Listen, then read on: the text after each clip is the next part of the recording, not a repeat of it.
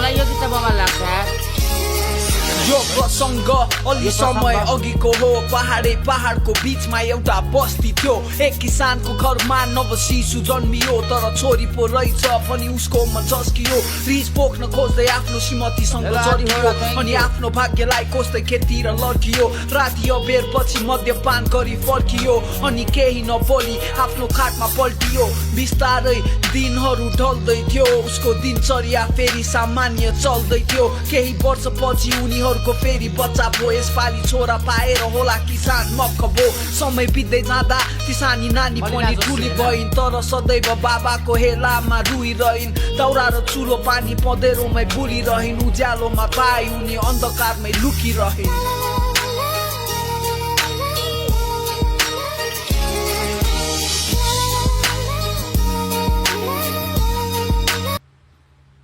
आजकलको ऱ्यापमा यस्तो नलेजहरू देखि नै पाइँदैन 20% of trafficking victim are under the age of 16 सबै कुराहरू गीतबाटै के भनिरहेछ गीतले सुन न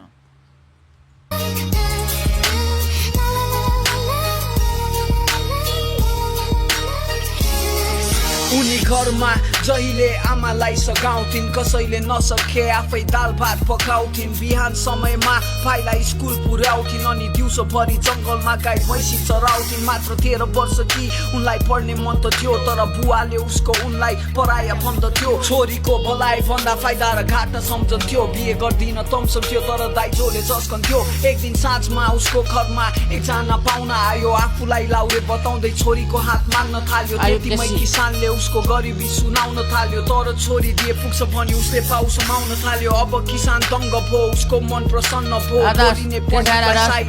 पर्छ भनिदियो उसको घरमा अरू कसैको रजाइ के चल्दथ्यो जबरजस्ती आफ्नै छोरीको बाल विवाह गरिदियो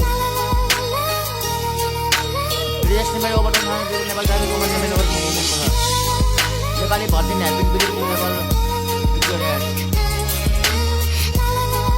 Around 35% of Nepali sex trafficking victims are HIV positive.